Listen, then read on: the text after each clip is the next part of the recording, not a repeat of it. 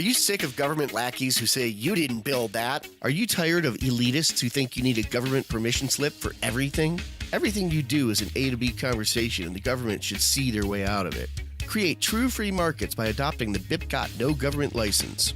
The BIPCOT No Gov license allows use or modification of any product, service, or software except by governments or government agents. Go to bipcot.org. That's Bravo, India, Papa, Charlie, Oscar, Tango.org.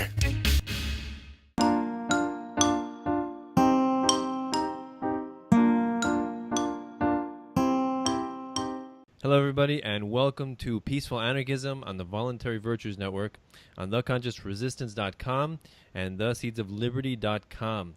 So Peaceful Anarchism is covered by the BIPCOT No-Gov license. This allows reuse by anyone except for governments and the agents thereof. You can find out more information for that at bipcot.org. So today I have Catherine Bleish, who's coming in from Texas. She's can I say wife or partner or John? What do you want me to say? We're married, not legally, but we're married. I'm his wife. Okay, wife, cool. Okay, okay. So, wife of John, the illustrious John Bush, and they're both massively into freedom, which is awesome. So she's coming in from Texas, and so she's a voluntarist, unschooler, peaceful parent, and is the part owner of Brave New Books. That's their bookstore. So you can find out information for that at bravenewbookstore.com. And also you can find out articles that she will be posting on thehomestead.guru. Her and Alma will be talking about her the road trip that they're going to take with their Bitcoin bus called Dash Across America in the Bitcoin bus. So you can find out on Facebook. Her pages, one is Brave New Books, and then her Facebook her page is Catherine Elizabeth Bleish, or her personal profile is just Catherine Bleish. And also the Bitcoin.com bus. Look out for that. And on Twitter, the Bitmom. And on Instagram, Uncoinventional. So she's definitely unconventional. So we're going to talk about, maybe what it's like raising undocumented or sovereign children. And about her road trip. Tell us all about that. And about her stateless marriage. You don't hear that too often. Really cool. I love it. And about her unschooling and peaceful parenting style. So, Catherine, thanks a lot for coming on the show. Thank you for having me. It's a pleasure. No problem. Yeah, I met John Liberty Fest. I think it was last year, and I was lucky to get a quick 15-minute interview while your kids were playing under the table, and they gave us 15 minutes of golden free time. I know I'm a parent of two. I know how precious free time is, so I took it. And then when he had to go, that's it. It was done. But I was so happy. I got 15 minutes of the guy, so good. That's awesome. You guys are hard. Those conferences are really hard with the kids. It's like we're working a vendor booth, we're giving speeches, and there's like, ah! Exactly. So, yeah, you were lucky to get 15 straight minutes. Yeah. And I give you guys a lot of props for doing all that, for going to these different venues and speaking, and that's really awesome. You're doing what you can to bring about voluntarism and peaceful parenting and unschooling, and that's a beautiful thing. So I think we all do our part, right? So please tell us a little bit maybe about your background, real quick, about how you got into voluntarism and all this stuff, and unschooling and peaceful parenting, and then we'll go from there. Sure. So I guess I was more of a lefty type in college. I've been a vegetarian since 2003, anti-war, anti-Bush, did all that. I actually sat on the board of directors for a local United Nations association in Santa Barbara, California, which is funny because someone made a YouTube video about me saying exposing Catherine Bleish, and it's like, she's on the board of a UN chapter. It's like, yeah. Thought I was doing good, And I learned about Ron Paul, and I actually started wearing my Ron Paul sticker to my UN meetings. And they're like, he doesn't like us. And I'm like, why?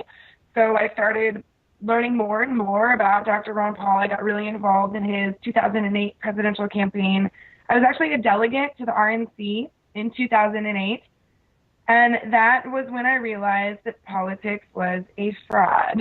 That was when I realized that even the good doctor is going to sell out for, the amount of power that he wants and the roles in government that he would like to be seated in. And that was when I realized that my role as a delegate from the state of Missouri was nothing more than a television extra on a set for a giant television production. And I mean, honestly, we had chant cards, that we were given, and we were told, you chant this many times after this speaker. Don't go over because we have to do a hard commercial break. So, I mean, we were literally extras on a television set. Wow. And so for me, that was sort of my catapult toward anarchism. I didn't really understand what anarchism was. I hadn't really been introduced to it. And then I went to PorcFest in 2009.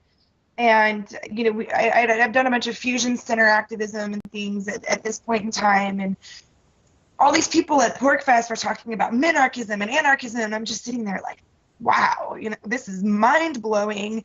And so the next year, 2010, I realized that I was an anarchist while I was on stage giving a rant for Soapbox Idol. And halfway through the rant, I'm just like, I'm a mother effing anarchist. And it was just like the thing that came to me. And, so it really took me kind of 2 years to really deprogram this whole, like, I'm going to be a Republican and I'm going to change the world through, this political empire. I did the whole Tea Party thing, got kicked out of them because they asked me if I was a 9/11 truther. And I said, well, I don't know. Ron Paul doesn't let us talk about it. So I never looked into it. Yeah, I guess I am. They're like, okay, you're done with us. And I'm like, well, where do I belong?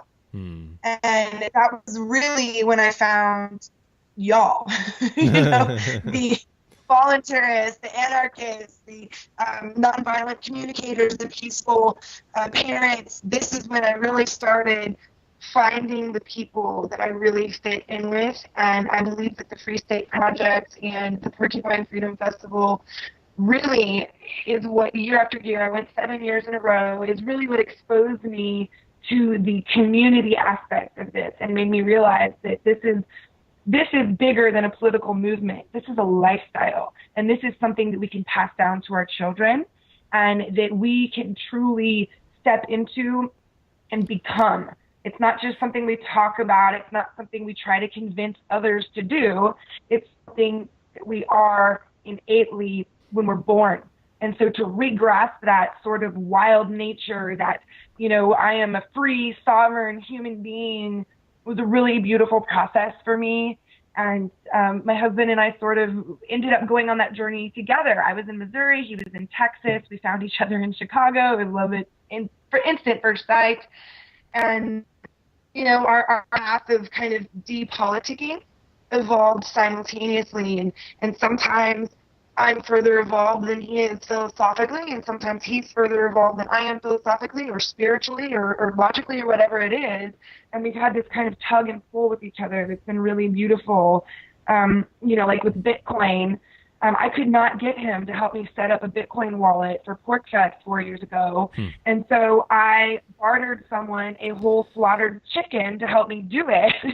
And so, he just was too busy. I can't do it. We were doing silver. Why do we need Bitcoin? And it's like, it's worth $3 already. Oh my gosh, I've got to get in on this right now. And the next year it was worth worth 12, and then the next year it was worth 125. And so now he does a podcast all about Bitcoin, and our life's all around Bitcoin. So it's been a really neat evolution. And so right now I'm a parent of a 4-year-old and a 3-year-old and a business owner. And we tried to be full-on agorist for a while and decided to buy a bookstore. And it's just been a wild ride, really. And we're on a journey still, and we're evolving and changing. And I'm sure a year from now I'll have a totally different perspective on life. But right now, this is where I am, and that's where I came from. Yeah, that's so awesome. Such an awesome journey. I love to hear how people come to this philosophy. We all come from our own different unique backgrounds. I came from a Democratic family, but I didn't really care about politics. I was more indifferent to politics, and I voted for Obama. We all have our sins. I voted for Obama in 2008, not because I care about Obama, but because my mom was like, "You got to vote." I'm like, "All right, who should I vote for?" We're Democrats. Vote for Obama. All right, I'll vote for Obama. And then yes, mom. Yes, mom. Yeah, I didn't really care about it. And then later on, I kind of realized I got into Creature from Jekyll Island and Murray Rothbard books. Case for the 100% Gold Dollar, Anatomy of the State, What Has Government Done to Our Money, and then Larkin Rose, and a couple of other awesome books like that. So really got me, and then Stefan Molyneux, that was a big one, all of his videos and stuff. And so it really got me thinking about voluntarism and simultaneously peaceful parenting and unschooling, because it seems natural, I think, for you and me, maybe, voluntarism, unschooling, peaceful parenting, but for so many people, it's not. Like, it's amazing how many volunteers you meet that are not, let's say, peaceful parenters in the way that we are. But and it's like you really have to come to each of these little philosophies separately and understand them separately, even though they are intertwined, right? But yes, absolutely. Go ahead. Well, yeah, I mean, I've witnessed that so many places all over the country where people maybe they're introduced to one aspect, whether it's the financial aspect or the political aspect, and they think they have found the golden nugget, and they kind of stop there. It's like, hold on a second. If you are acting as the state at home, your children are going to enact that out in public, whether they are the oppressors or the oppressed, whether they're the cop who's aggressing upon someone or they're just complying because, we all have to comply with cops, right? Mm-hmm. So, I mean, I think it's really important that as people who are, discussing these things in a public forum, that we make sure that we stay curious ourselves and that we remember that, there is no golden nugget. There is no one answer. And all of these things are overlapped and intertwined in a really beautiful way. And, the next thing for me, maybe spirituality or, gardening was a big thing for a while for me. So it's like there's always these new things that not only do we have to introduce ourselves to and expose ourselves to and consider and reflect on, but sometimes we have to revisit them if we start to slip away from them because of our day-to-day hectic lives. Yeah. And one common theme that I notice amongst anarchists and volunteers especially is the willingness to question previously held beliefs, right? And place everything on the chopping block of logic and reason, right? And not many people are that humble, right? Because people are like, well, this is what I've been taught since I was young, and this is what I'm going to believe. and I highly respect people who do that, because it's not easy to re-examine things that you've always believed, right? It's not easy to change belief systems or learn new things. Learning is hard, It's not easy. It's just easier to just cling, emotionally most of the time to old irrelevant beliefs. That's the easiest. And so I noticed that with a lot of volunteers, they're very humble. Most of them very humble about that, because in order to get here, most of us haven't grown up in a volunteer's household, so you had to question your beliefs, right? So yes. So I love that. I love that idea of willingness to learn new things and grow and develop, right? And one thing that I also learned a lot is Bitcoin, but I think you guys know more than me. I'd like to get more into it. I do have a wallet. I have Airbitz. I used to have I was on blockchain.info, I think, and then last year in the Liberty Fest, there's the Airbitz people. They were there and they were talking. They were saying, no, blockchain is horrible. Get on Airbitz. So I got Airbitz. That's pretty cool. I like it. It's very, very, very sleek, app on my phone, and with the finger, touch, passcode, right, with just your finger, and it's very easy to use. So that's what you guys use, right? Well, and one of the most beautiful parts about the Airbitz wallet is that it has an interactive map on it, similar to Google Maps, except it only shows you places that accept Bitcoin. So if you're new to the cryptocurrency world and you're like, okay, so what am I going to do with this Bitcoin that I just spent 3 weeks trying to figure out how to buy? Like, now that I have it, what do I do? Well, the Airbitz wallet will show you the places in your neighborhood or, anywhere across the globe that accept Bitcoin, and it makes it really easy to just show up. And it also allows you to, with the touch of a button, say, I would like to receive Bitcoin. How much? You type in the amount in either dollars or Bitcoin, and then you hand your phone over for someone to scan the QR code, or you send an email to them. So, for John and I, when we're doing business and we need to, send an invoice for Bitcoin payment, we just use the Bitcoin app the Airbitz app on our bookstore tablet, and we can email an invoice in about 10 seconds. and there's no copying and pasting of the Bitcoin address or the QR code. It's just type in the dollar amount of what we need and type in their email address, and boom, they have a QR code to scan in their email, and it makes it very easy. Yeah, yeah, and when I talk to people about Bitcoin, it's kind of interesting the things that people know. Most people, all they know is what they've seen on the mainstream news, and usually when they do report Bitcoin, it's like Mount Gox collapsed. There was this many Bitcoins that were stolen. This many got hacked. Like that's the kind of news that people hear. Yeah.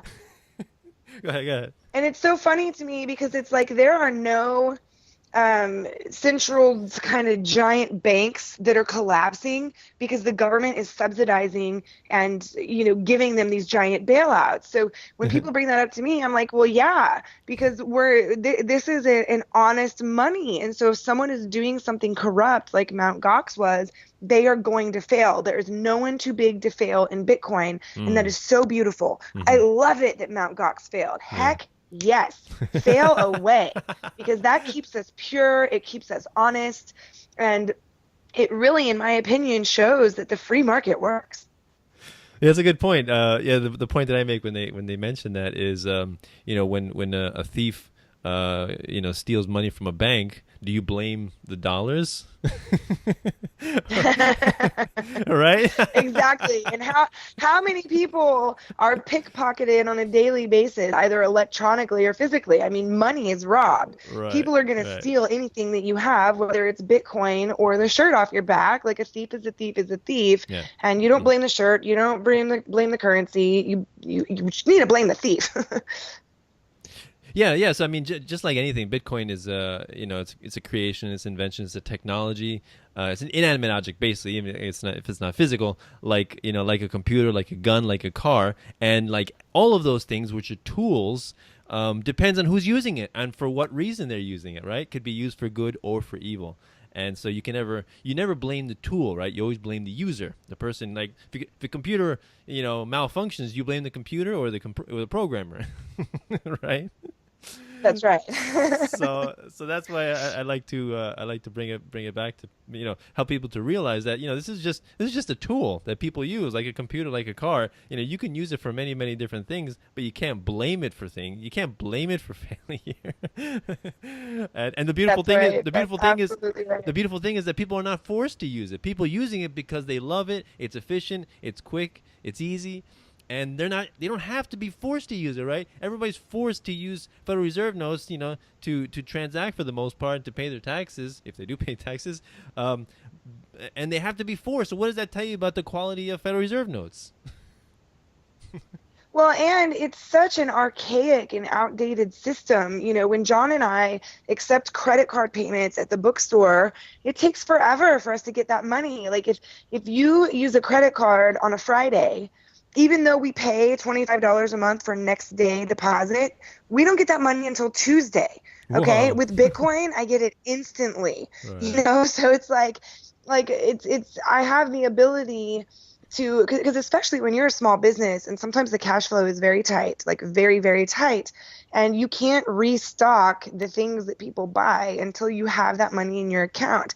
And then at that point, you still have to send them the money and they have to ship you the product. And so, every now and again when cash flow is really tight, we go out of stock on stuff that we really shouldn't. And part of that is because of how slow and archaic the banking system is. And I do believe that they will be catching up, and I do believe that they will be using cryptocurrencies. I've got a family member who's on the board of a Federal Reserve Bank in the Midwest, and he said that they are doing, he's the president of a bank, and they are doing in-depth research on Bitcoin and cryptocurrencies and how it can be utilized to make their transactions faster. And so here we are with this amazing cutting-edge technology, teaching the giant dinosaur how to catch up. It's like, we're going around you, we're going over you, we're going under you, and if you want to participate in our new money and our new economy, you need to catch up. And so now they are being forced to step up and learn about what we are doing.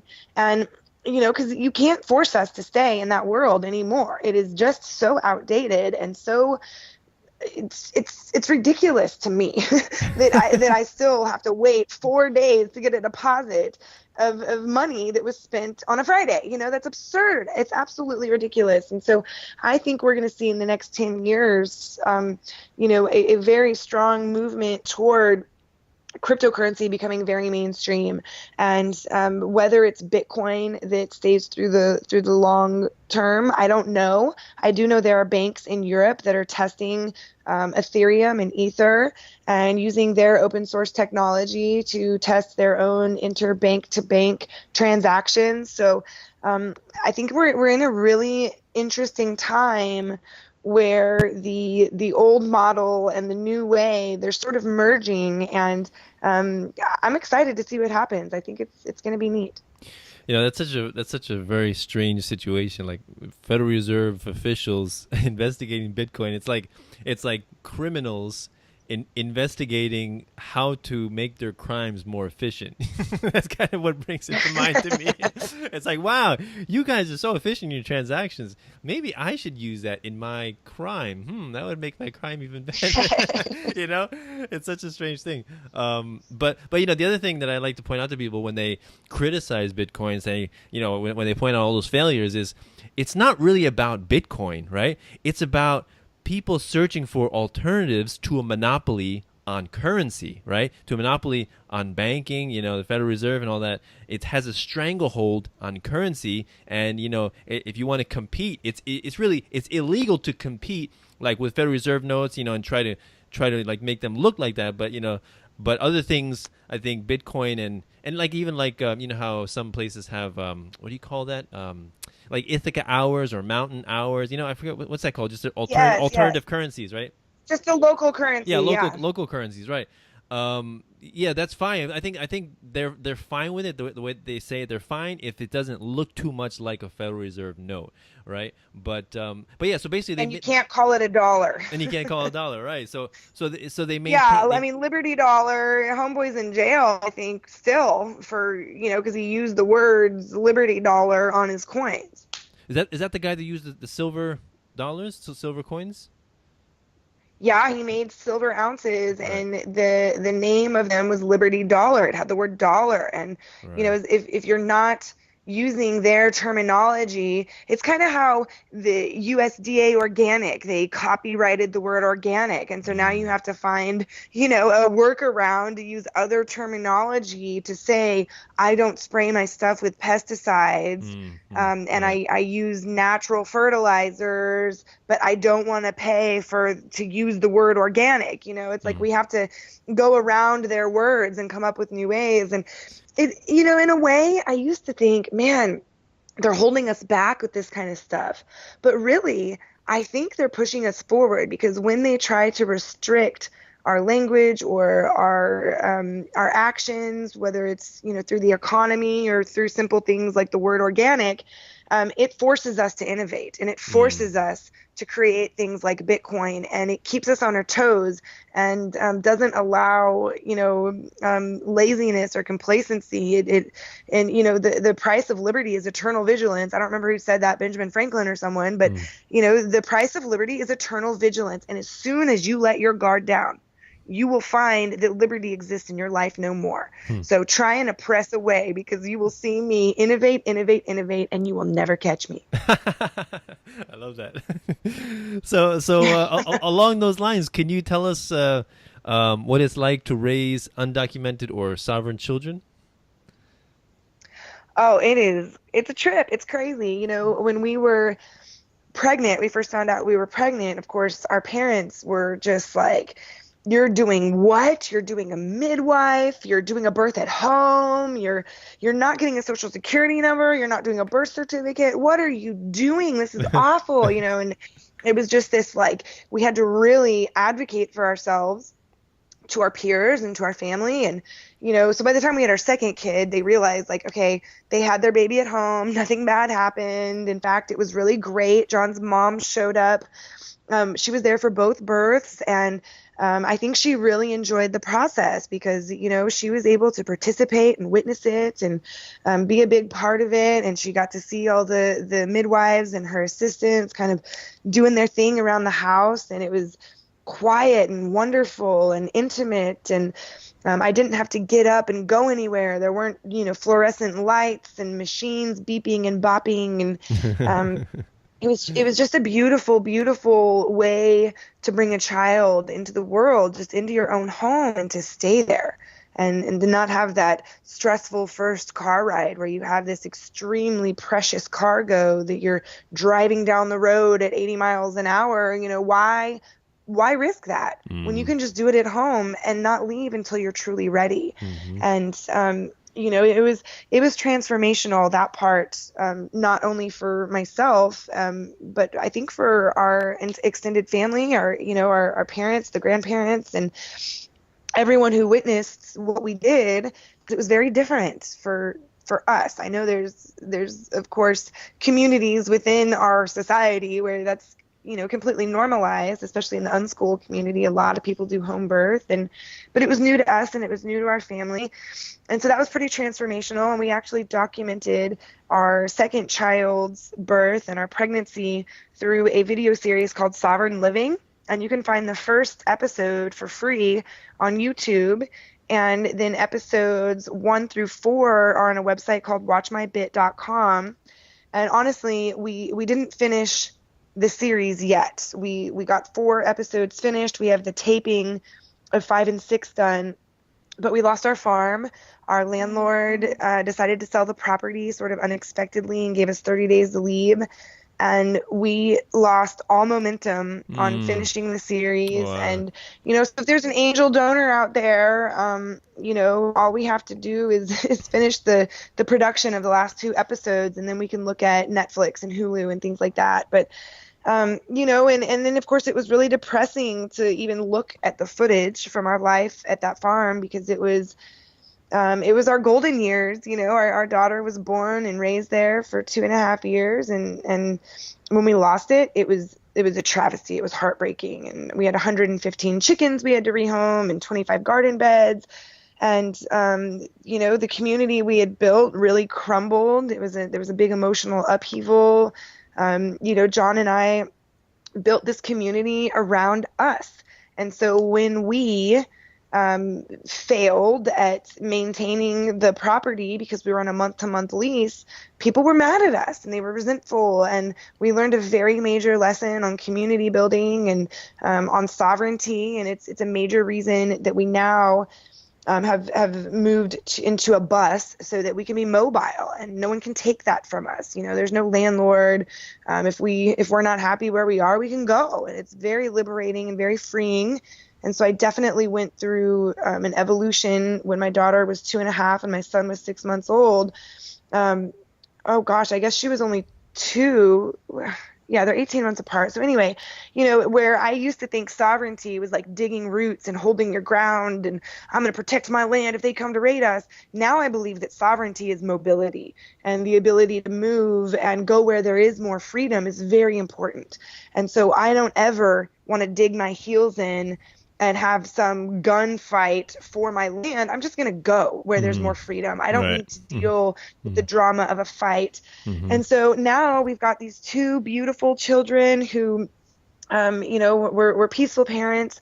I will say, since we've bought the bookstore, we've been more stressed out. So I think emotionally we've been a little bit less peaceful. We, I'm more quick to like snap at my kids now. But we're working on that, and we're letting go of the stress, and we're quick to apologize. And that's been good, because now when they have moments where they're angry or mean or don't treat other kids very well, they're learning to be quick to apologize as well. And that humility and that humbleness, I don't remember if we were talking about it before we started recording or early on, but how a lot of voluntarists, you have to be humble because you're always challenging your beliefs. And so we try to be humble with our children too. I think that to be a good, peaceful parent, you have to admit when you make a mistake. And that's something that I think our generation, our parents in general, and I'm stereotyping here, but for the people born in the 80s and the late 70s and early 90s, our parents, it's because I said so. And they would dig their heels in. And for me, like, I would try to debate with my parents logically. Well, explain to me why I'm grounded for coming in at 9:03 instead of 9 o'clock. That's ridiculous. I'm home. I'm safe. It was 3 minutes, because I said so, because you broke the rules. And I'm like, well, that doesn't make sense to me, and so for me, raising sovereign children is more of a journey in self-reflection and self-exploration, and using them as mirrors to find my faults and grow from that. My children, they feel safe telling me if I'm not being kind. They also feel safe telling other people in their life, like, hey, don't talk to my brother that way if it's a kid on the playground, or don't push my brother. Wow. And so they call out adults, they call out other kids, and they're confident and secure in speaking up for themselves. And that's because we've created a safe environment for that. And we self-reflect, and if we screw up, we fix it. And so that's been really interesting for me. I feel like raising sovereign, independent, free-thinking children has helped me to grow in a way I never could have before having children. I just simply couldn't have, because you don't have that little mirror looking back at you all day. And so you can choose to shut the spark of their life out and bully your way and spank them and yell at them and, be the typical American parent because I said so. Or you can use them as a mirror for self-reflection and elevate into a new type of person that you wouldn't have ever become before. And so that's kind of where John and I are right now. My daughter's 4 years old, and she's at this point where she's not a baby anymore. She's a little girl, and she is very strong-willed, and but she also isn't a tyrant. You know what I mean? She's well-rounded and balanced, and I believe this stereotype that children who go to school are socialized and children who are homeschooled are unsocialized is awful. And Yeah. I think that my children are a shining example of how wrong that stereotype is. My children can speak to adults the same way they speak to other kids. They've never been forced into a room with only children the same age. They view elderly folks and middle-aged folks and teenagers and little kids and babies all as their peers.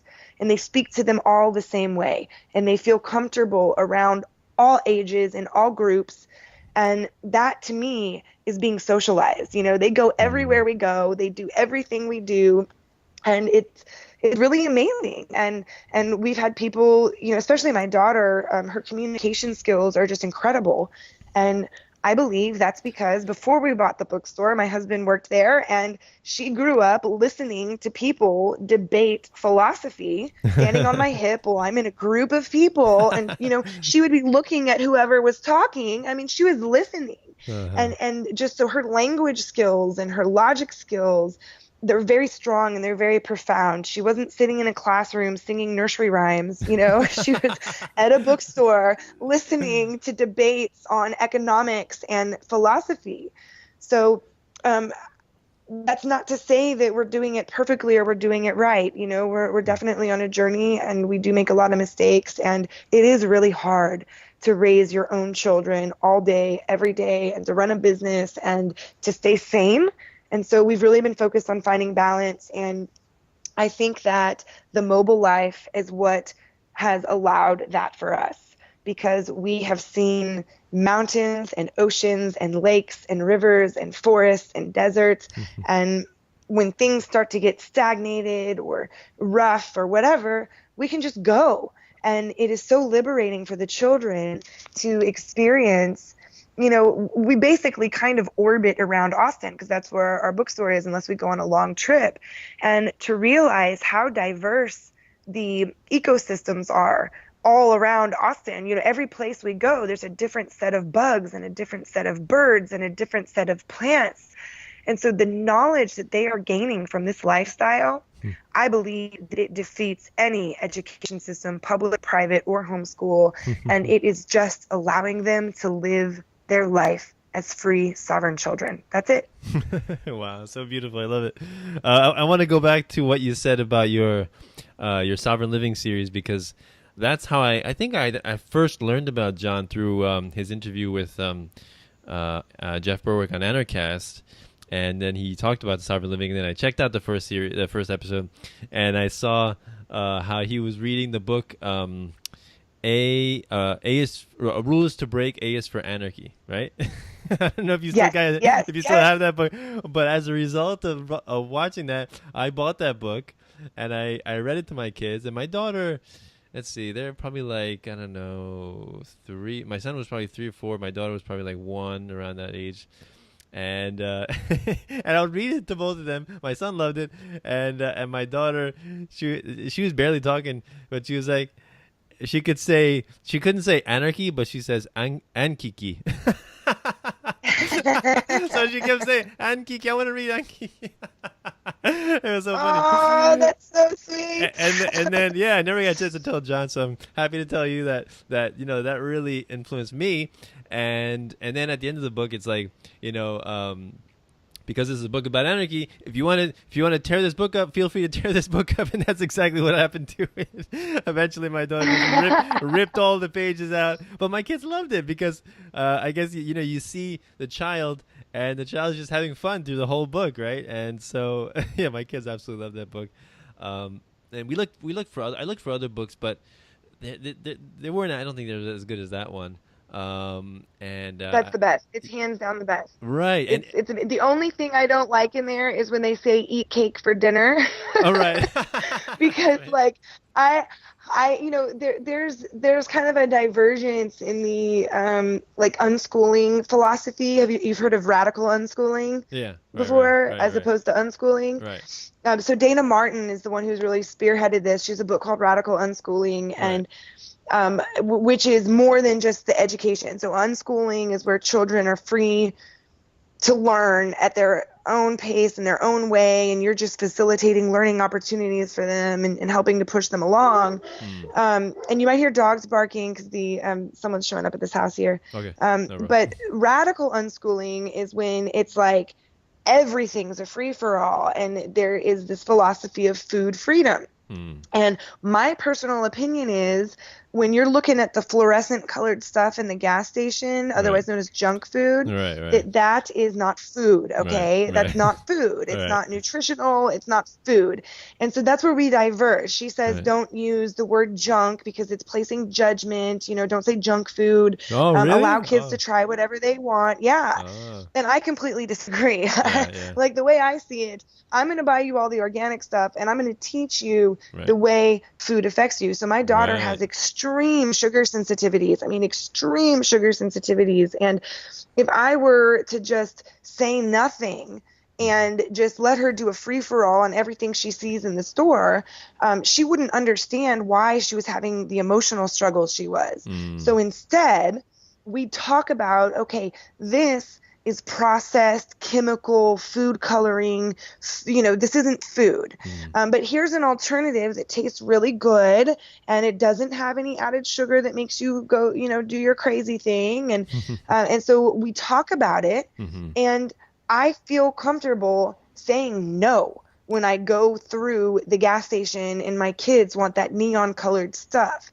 I don't believe that is being the state. I believe that is being a true, genuine protectorate of creatures who are so young and so vulnerable, and who may not otherwise comprehend what they're doing. You wouldn't let them eat rat poison, and we don't let them drink fluoridated water. You don't drink water from a river because it could make you sick. Well, that can make you sick too. And so that's an interesting little debate within the unschooling movement, and people can, chew on that thought in your head, like, well, how free are your kids? Is it food freedom or is it not? And, I believe in guiding children through life with healthy choices. So we try to only have, organic stuff that our children don't flip out on, but I make sure that they have stuff that are treats and yummy and good. And so now my daughter's at a point where if we are at like a birthday party and there's a piñata or, a really kind of processed cake, she'll say, no, thank you. I have sugar breakdowns. And, she's 4 years old. Wow. And she That's can cool. she can identify those food triggers for her. Whereas my husband didn't figure out that he has a gluten intolerance until he was 30 years old. And I mean, his face, the whole time I knew him, the first 5 years we were together, he always had this bright red patch on his face. And it's because he was drinking beer, not, with gluten in it, and he was eating food with gluten in it. And as soon as he figured out that he had a gluten intolerance, his health began to change. And so, it's just an interesting debate, the food freedom thing. I kind of get a kick about talking about it. And I love Dayna Martin, and I totally support, her philosophy, but I definitely diverge on the food freedom. Yeah, that's completely understandable. When it's not food. No, I completely understand. And I interviewed Dayna Martin. She's an amazing woman. We had a great conversation. Yes, I think I would align myself more along your lines as well. Me and my wife, we're very, careful with the food choices, and we buy, as much as possible from farmers markets and from the health food store and from things like that, and try to cook as much as possible. But we're with a little homeschooling group that I get together with frequently, and we all bring food. Sometimes we cook outside. We go to different parks and hiking and do stuff like that. But sometimes some of the people, they bring some stuff, and it's not like ultra junk food, but stuff that we wouldn't buy, and they have it sometimes. But one thing that I like to do, like if they want to eat like a cookie or something, I if they really, really want it, I'm like, all right, just one. Because sometimes, they take 3, 4, or 5. I'm like, just one. Or sometimes they say, just, why don't you split it? Half for you and half for her. And so I do it like that. And I try to, because you're right. They would binge, they would just nonstop. And so I like them to feel like I'm not always saying no. Like they shouldn't be scared that I'm just going to say no. I'm like, all right, you can have it, but let me just give it to you in a little bowl, so you don't just have it directly out of the bag. Whatever, if it's chips or something, I don't know. Yes. So yeah, I'm definitely like that. I do say no sometimes, and there's limits, but yeah, I mean, when I describe this kind of stuff, I guess I should say that more, because I usually don't mention that I do have limits, but yeah, it's an interesting point. And I didn't really know that what you just said, like that there's this debate going on. I didn't know that, but yeah, I think Dayna Martin, she's the only one I think that I know of that is so radical as to just be even with food. I didn't realize that she was that much, or I don't know if there's other people like that, but yeah. So well, there are there's this really great conference called Rethinking Everything, and we're going to be going in September. It's this year. It's over Labor Day weekend, and it's in Alabama at a 4-H camp. It's the 20th anniversary, and this is an unschooling conference. And so all of the families there are either unschooled families or families who are curious about unschooling. And I mean, it is just such a wonderful event. I mean, I mentioned Pork Fest and how that was transformational for me. Rethinking Everything was transformational for our entire family. I mean, to find a group of people where, because this particular event has been going on for 20 years, you have grandparents, parents, and grandchildren who have been attending since the parents were 3 or 4 years old. And so it's like becoming intergenerational. And just watching them and how they interact, and the freedom of these children, and how kind these children are, and how unique and independent, and they all are allowed to explore their passions. There's this one little boy that I always think of who he tap dances, and he'll just tap dance in the hallway, and I love it. That was encouraged in him, that was something that he loved. It's not your typical thing for a little boy to be into, and it's a really amazing event. And, they have little conversations and debates about things like that within the unschool movement. And there's definitely parents that are like, cotton candy and whatever you want all day, every day. But there's also a very health conscious aspect. And so the two kind of angles, they merge and they meet, and there's conversations, and light bulbs go off, and questions are asked, and it's a very safe space to have these sorts of conversations. So if anyone out there is curious about unschooling and you would like to expose your family to a group of unschoolers, Labor Day weekend, Alabama, 20th anniversary of Rethinking Everything, rethinkingeverything.com. It is definitely worth the trek. And they've lowered the prices this year because they realize, a lot of unschool families are they also happen to be entrepreneurs, people who are living in RVs. This is where I was really exposed to the mobile living and the people living in RVs. I hadn't really ever been around that, even, in the kind of liberty anarchist community. But at Rethinking Everything, the first time I went was 3 years ago, and it was in Dallas. And then the following year was in Little Rock, Arkansas at a 4-H camp. And I was introduced to families living in RVs and traveling the world and using the world as their school, world schooling, road schooling, and boom, all of these changes happened in my mind and in my brain. And it was great because my son was only, let's see, it happens every year in August, and he's born in March. So, I mean, it was, he was 6 months old or so. And it was a really great time in my life to be exposed to these lifestyle choices and just meet these families. So anyone who's curious out there, I want to say it's $100 a person to attend. I'm not sure if children count or not, and or maybe less. It might be $50 a person. Yeah, it's $50 a person, and I mean, it's worth it. It is so worth it. I mean, it will change your life. Even if you don't have a family yet and you're just parents and you want to go see, or you're just a couple and you're thinking about having kids in the future and you want to see what it could be like to follow a path like this, you have to go. Mm-hmm. I mean, they have classes for adults, for children. There's belly dancing. The kids make boats out of cardboard and duct tape, and then they have a competition to see whose will float.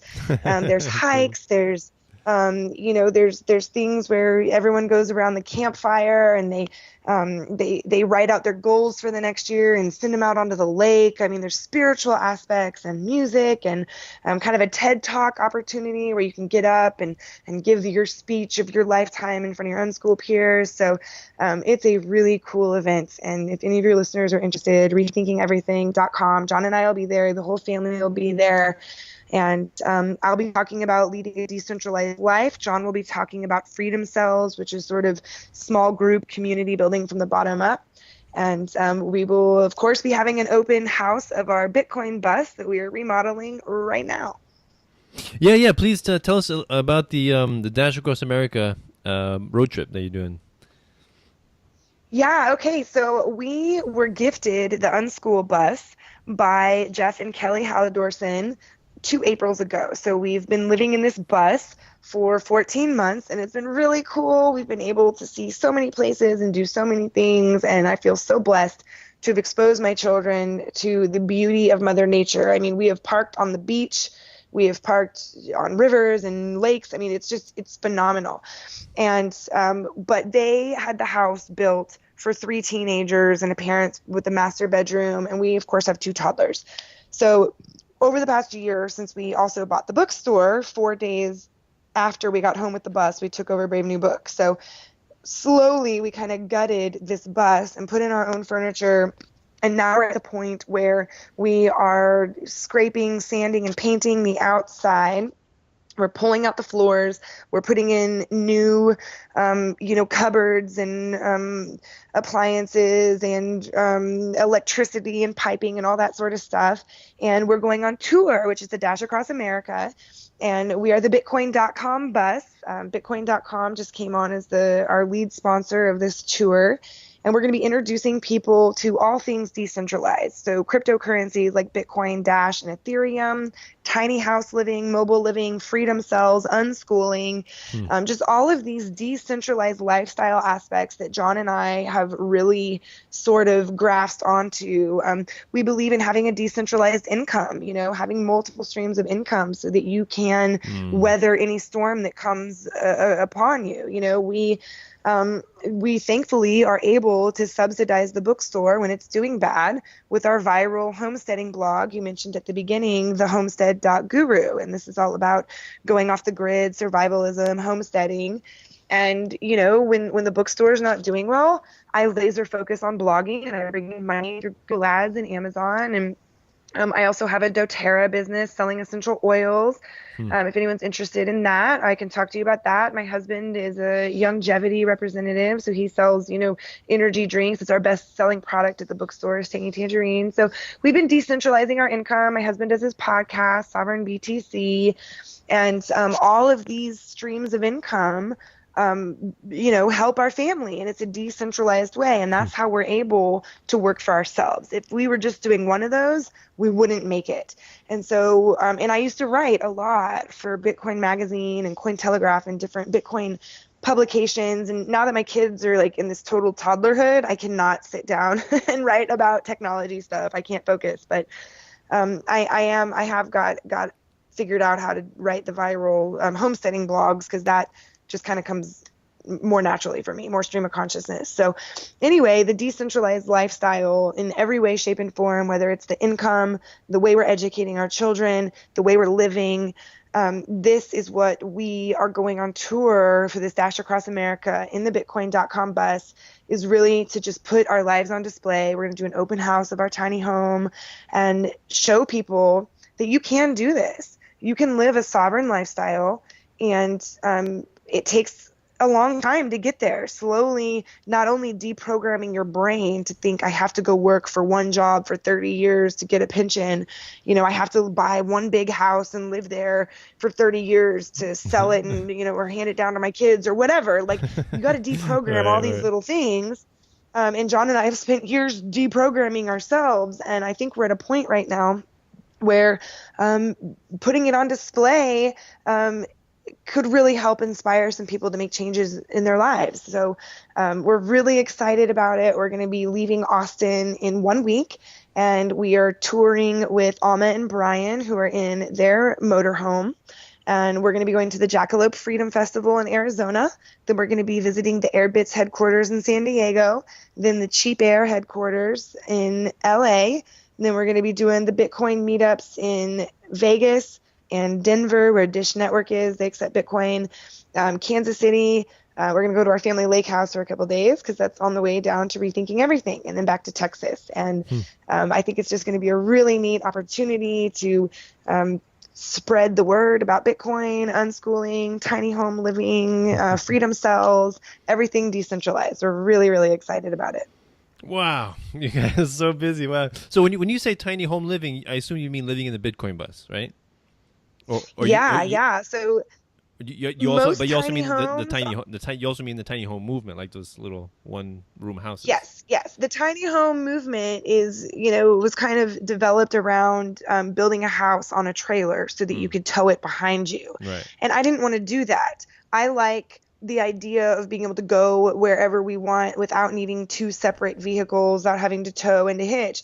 And so the bus for us, which is our tiny home, has just been phenomenal. That thing is a tank. It's not like an RV that rides really low where you can bottom out. When Pete and Adamo were doing their Liberty on tour across the country in their motorhome, they bottomed out on the farm I was staying on in Dripping Springs. Ooh. The bus rides so high, and it is designed to carry, hundreds of kids, and it's extremely safe and it's solid. I mean, it is a tank on wheels. So we can go off-road, we can drive through fields and pastures and down the beach and over hills and down valleys. And I mean, this thing can really take a rugged terrain. I love it. So, we like to do things in a non-typical way, and our tiny home is in a bus. It's not on a trailer. Wow. Yeah, it's so beautiful. I mean, yeah. We're thinking about, where we're gonna move next. We're in New York now. We're thinking about, New Hampshire and North Carolina, and some people were mentioning Richmond, Virginia, where Cal Molinay is. So we're still thinking, or an RV. I know you guys are recommending that we do that. So we're still thinking about what to do. And luckily with my wife, talking about income. Her company is online, so she doesn't really need a specific location to be at. She can just have a computer and an internet connection. She can work. So that's beautiful. But yeah, that's really an awesome thing with the decentralized income, like multiple streams of income. I definitely support that. I think that's an awesome idea. because it's just like it's like your own insurance, right? You know, one thing fails and you have a few others, right? So you're not it's the epitome of not putting your eggs in one basket, right? So yeah. Yes, exactly. You know, John and I had that same debate. I was in Missouri. John and I had started dating, but we were traveling on the road together, and we broke up for a while. And I had offers to move to New Hampshire. I had offers to move to Texas. And ultimately, I chose Central Texas because I believe, even though we don't have a head count or a tally, I believe the movement is bigger and stronger financially as well as emotionally. There's way less drama. It's very highly professional. And I'm not putting down the New Hampshire movement at all, but I believe that they have to really work hard. At least early on, they were to advocate, come here, come here, come here. Austin, there's no come here movement. People just come. They just show up. Right. And there are so many Liberty businesses. There's so many work opportunities, and there's a year-round growing season. So I ended up here. But honestly, I've almost been here 7 years. And I'm kind of burnt out on it. I want to experience the rest of the world and at least the rest of our country to start, since we're on wheels right now. And so this has been a really cool opportunity for us. You know, on our Bitcoin trips, we've been able to go to Asheville. We've been able to go to New Hampshire. And so I think our goal long term is to start buying very small plots of land in Central Texas, on the coast, on the beach, in New Hampshire, in Asheville, so that we have RV hookups in all of these places where we can go and we can slowly but surely, you know, build our own earthen eco homes in those spots. So we can show up and have a home that, you know, is an earthen home that doesn't, it's off the grid, and just have an extremely decentralized lifestyle. And I think the simplicity of the way we're living is going to allow that. And we've really tapped into this abundance mindset lately. Honestly, we were feeling really defeated. The bookstore was really struggling, and my grandmother died. And, you know, I was sitting there by her side at hospice the day before she passed, and I was reflecting on how I missed 2 Christmases in a row because we were working so hard with the bookstore the first year to buy it, and then the second year because we were operating it. And I was like, what am I doing? You know, why am I doing this? Why am I slaving away for a business? And we came home and there was just this massive shift. And it was like, we are remodeling our house. We are going on tour. We are no longer going to live in poverty. And that was something I really had to break out of. You know, when I was an early activist, it was a shift for me to come out of working for United Parcel Service. I was a supervisor there, and you know, with the corporate, the dress code, the time clock, the you know, checklist, the OSHA compliance, the, you know, all of that stuff. To I want to be a volunteer. I want to live a life of service. And that was great while I was living off my 401k. But when that ran out, I was still in this I want to live in poverty mindset. I want to be an agorist, and I'm going to struggle, and I'm going to struggle, and I'm going to struggle. And the past year, I started reflecting on that and realizing I made that choice of poverty, because I thought that was how I could change the world. But you don't change the world by being without. You change the world through abundance, and by being able to attract and manifest whatever you need, wherever you go, and to make choices in your life. That is freedom. And so my grandmother passing, it changed me. And I will tell you, the past month, we have tapped into this abundance mindset, and we are no longer going to live in poverty. We are no longer going to live a life of stress and hitting the grind and workaholicism and you know, short tempers and fear. We were in fear. We're going to lose this business, and so many people are depending on it. It's a community space, you know. We pay an exorbitant amount of rent to have a event space to give free education, and to have a radio studio to give free radio media and podcasts. And if we just wanted to be a retail business, we would be fine, but we're not just a retail business. We're a community service. And as long as I was seeing it through the eyes of fear and this idea that we have to save this for the community or it's going to be gone and it's going to be our fault and everyone's going to be so mad at us, as soon as we tapped into this idea of, one, it's okay to fail. You know, that is okay. That's completely okay. But 2, we don't have to. We don't have to. And we reached out and we told the world we're struggling. This model isn't working. And people reached out, and the universe met us where we were, and the resources were manifested into our life. And it took us crawling out of the basement, the bookstores underground, where we were living in fear and we were afraid and we were working every minute of every day, to popping our head out and saying, hey, we can't do this alone.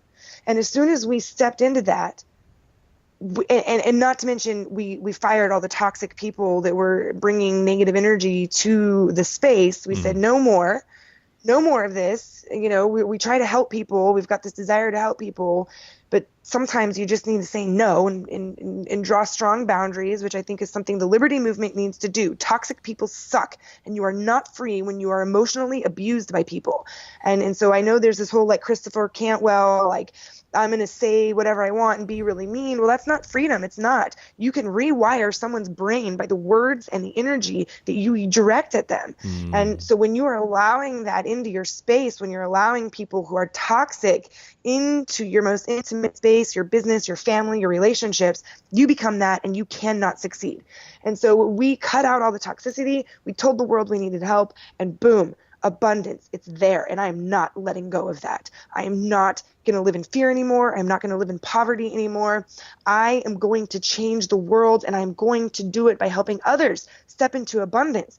We don't have to let the gangster banksters be the only people who have resources. They're there. You just have to open yourself to it and quit living in doubt and fear. Beautiful, man. You're making me sweat. I love the passion. Very beautiful. So beautiful. I love it.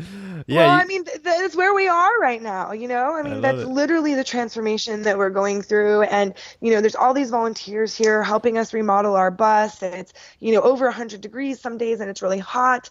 And I mean, this is us blooming into butterflies. We were in this tight cocoon where we were living in fear. Right. And, watch us for the next year. It's going to be so different. You are going to see an entirely new John, an entirely new Cat, an entirely new Blush family, an entirely new Brave New Books, because we're shedding those old toxic fear-based ways, and we are becoming what I believe every human being was born to be, which is an abundant, powerful, universally powerful person who can do anything. I mean, honestly, you can do whatever you want. So here's what we were doing. We were trying to make the bookstore fund our dream life. And when I realized, because Alma Summer looked me in the face through, the telephone, because she's in Arizona, and she said, you don't have to live like this. You don't have to be a slave to the bookstore. And when I realized that my dream life can fund the bookstore, because the bookstore is my activism, the bookstore is my community service, and my dream life of traveling and meeting people and talking to Bitcoin meetups and teaching people and learning from people and community, and that's my dream life, taking my kids to the beach. That can fund the bookstore. And when I flipped that around from the bookstore needs to fund my dream life to my dream life can fund the bookstore, everything changed. Wow. Wow, yeah, that is definitely a different mindset, and that just highlights the importance of how powerful having the proper perspective can be, and I think I think so few people have the courage to make those kind of changes. It's easy to stay in a rut and stay in the old way of thinking, but sometimes you really have to re-examine where you are and say, is this way of life improving me and my family, or is it like you said, bringing negative energy and anger and frustration into our lives, and we don't need that. Our lives are short, and I think we're destined for much more than this. So I think that's something that our family is also kind of me and my wife kind of struggling with, since we sold our condo in 2014, and then we moved back to where my family is, and so I haven't been working, and just my wife's working, so she's all stressed out, but I think when we move, it's so important to either have the RV and just go mobile, or just move in a place that's much lower lower cost of living. But what's awesome is her income is online, so that really doesn't change. People are like, well, if it's lower cost of living, then you're gonna get a job and you're gonna get less money as well. I'm like, well, she works online, so. Yeah. I mean, truly, it is, we would not have survived owning the bookstore for 14 months if we lived in a house in Austin. We wouldn't have been able to.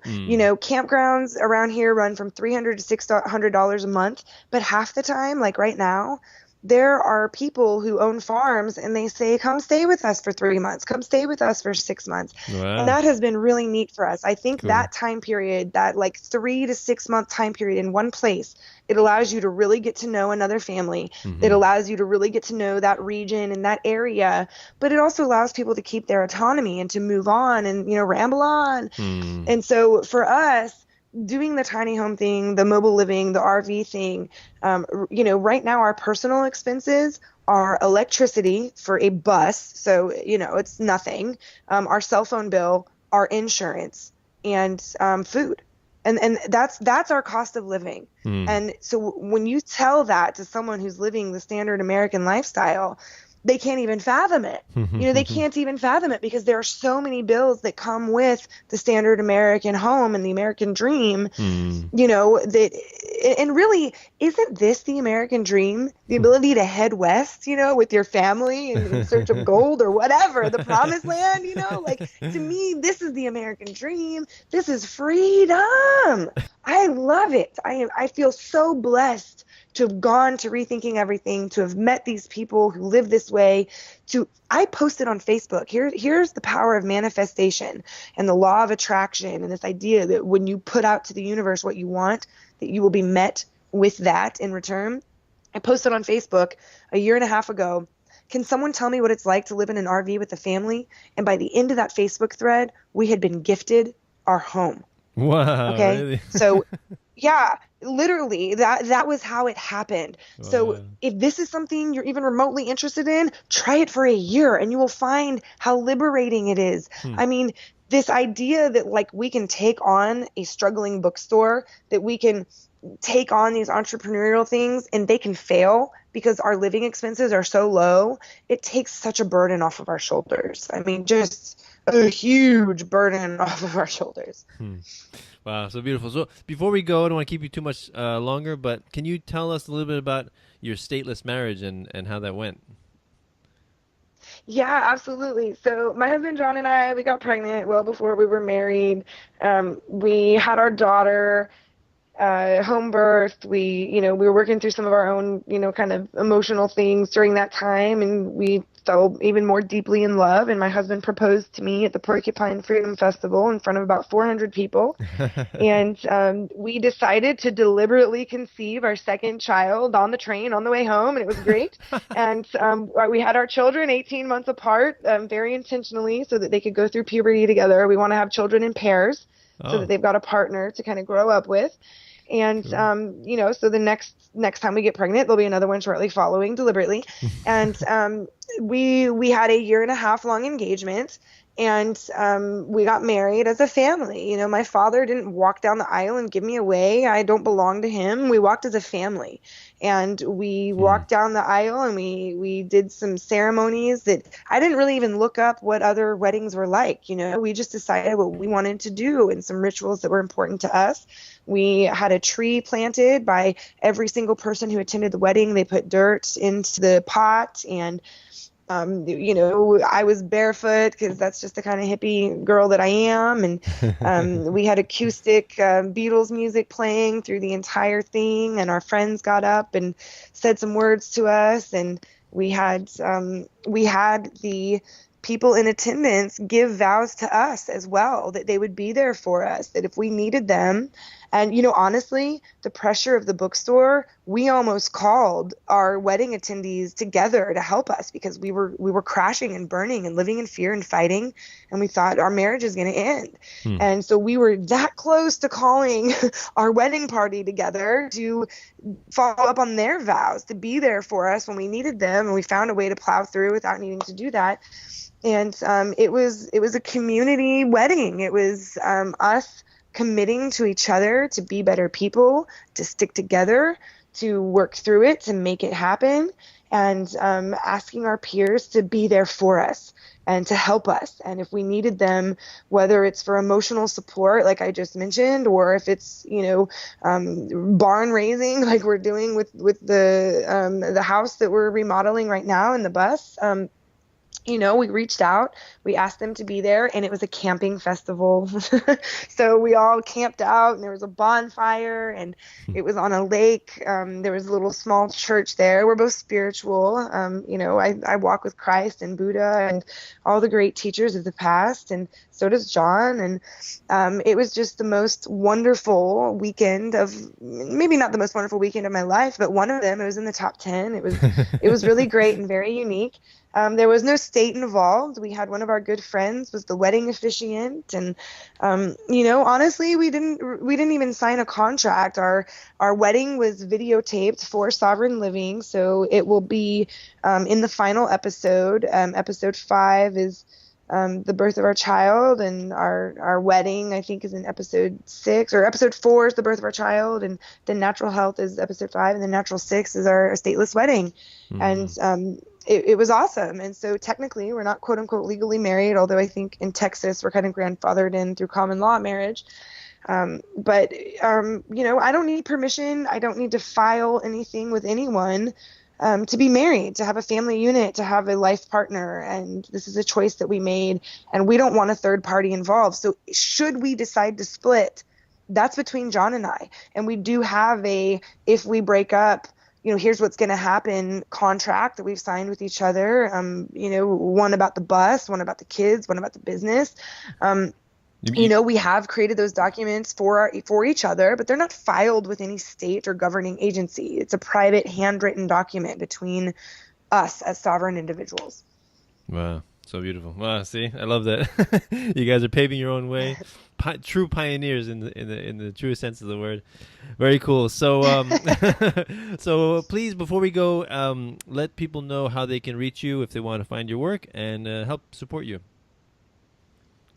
Yeah, I think that the easiest way, honestly, is on Facebook. You can find me, Catherine Bleish, Bleish. And, I'm always posting from Instagram what we're doing at the moment. So if you're following me on Facebook, you're going to see how to learn about the bus. You're going to see how to learn about the bookstore. You're going to see John's podcast. You're going to see, the local media just interviewed John last week. So you'll see links to that. You'll see everything we're doing is, kind of funneled through both of our Facebook accounts. So John Bush, Catherine Bleish, we are the Bleish family, and you can follow us each independently, and walk with us on this journey. We love learning from other people. We love being exposed to new thoughts and new ideas, and that's a really great forum for us at this time. And of course, the homestead.guru is our viral marketing blog. Sovereign BTC is John's Bitcoin podcast. And we look forward to seeing everyone on the tour. So please hit us up, and I will be posting the tour dates very shortly, in the next 48 hours, on the homestead.guru, so you can see if you can come to one of our events. Wonderful. Yeah. So I'm so happy we were able to do this interview. We've been trying for such a long time, and you're a busy lady. You both are busy doing some awesome stuff. So really happy we made it happen. So if anybody wants to help me out, you can do so through Bitcoin, Patreon, or PayPal. Patreon.com/Peaceful Anarchism to help me out. $1 show is all I ask for interviewing wonderful people like Catherine here. I love to do it, and I would love to do more. And monetary compensation is always appreciated and encouraged, right? We're capitalists in the end. We respond to incentives. So so please, right. I offer free content. This is all free. But as we know, in economics, there's always opportunity cost. Nothing is actually free. If we're doing something, we're not doing something else, right? At a cost. So please, if you enjoy... You need to put your RV on your Patreon as a perk, If enough people support you with enough per month, there's your RV. You can take off on the road, and your wife doesn't have to stress about funding it. See that? Another awesome suggestion. We will we will take that into consideration. Thank you so much. I love these ideas. I will definitely run these by Monica, and we're going to talk about this stuff. We have much to talk about with planning our future mobile life. So very exciting. I'm excited. So you can also help me out by using the links on my website, which is the Amazon affiliate links, and make your purchases through those. And I get a small commission at no extra cost to you, and this helps me do what I love doing best, which is interviewing fascinating people like Catherine here. So awesome conversation, Catherine. I really appreciate it. Thank you very much for coming on the show. So this is Peaceful Anarchism on the Voluntary Virtues Network on theconsciousresistance.com and theseedsofliberty.com. Wishing everyone have a wonderful day. Take care. Bye.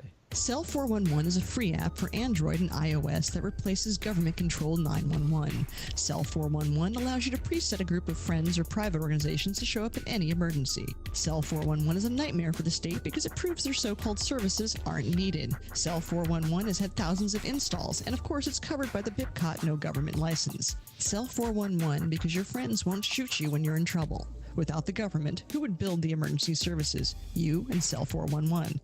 Get it today at getcell411.com. That's getcell411.com.